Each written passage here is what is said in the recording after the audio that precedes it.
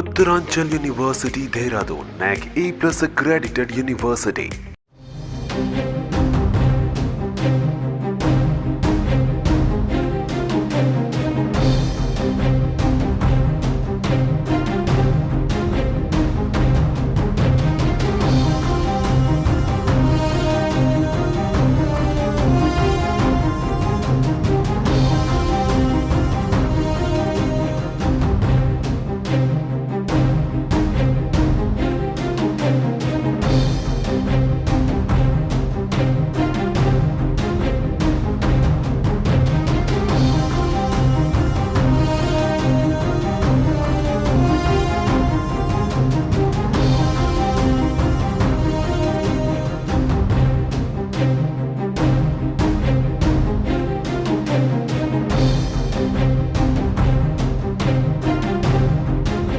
తెలంగాణ రాష్ట్ర నూతన చిహ్నం రూపు గీతం రూపకల్పన తుది దశకు చేరుకుంది.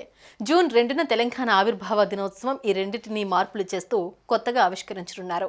ఈ నేపథ్యంలో సీఎం రేవంత్ కీలక సమావేశం నిర్వహిస్తూ ఉన్నారు. అఖిలపక్ష నేతలతో భేటీ కానున్నారు. రాష్ట్ర చిహ్నం రాష్ట్ర గీతంపై ప్రభుత్వం తీసుకున్న నిర్ణయాలను అఖిలపక్ష నేతలకు వివరించనున్నారు. తెలంగాణ రాష్ట్ర గీతం రూపకల్పన రాష్ట్ర చిహ్నం రూపకల్పనపై సర్కార్ స్పీడ్ పెంచింది. అమరవీరుల పోరాటం త్యాగాలను ప్రతిబింబించేలా రాష్ట్ర చిహ్నం ఉంటుందని ప్రభుత్వ వర్గాలు తెలిపాయి. కళాకారుడు రుద్ర రాజేశం రూపొందించిన నమూనాపై సీఎం రేవంత్ రెడ్డి సమీక్ష నిర్వహించారు. ప్రస్తుతం ఉన్న రాచరిక గుర్తులను చెరిపేస్తూ ప్రజాస్వామ్యం ఉద్యమ స్ఫూర్తిని ప్రతిబింబించేలా కొత్త లోగోను తయారు చేసే దిశగా కసరత్తు చేసినట్లు ప్రభుత్వ వర్గాలు చెబుతున్నాయి.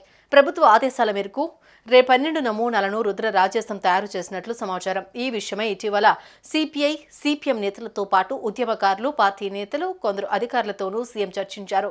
తుది రూపంపై మరోసారి సీఎం రేవంత్ సమీక్ష నిర్వహించారు.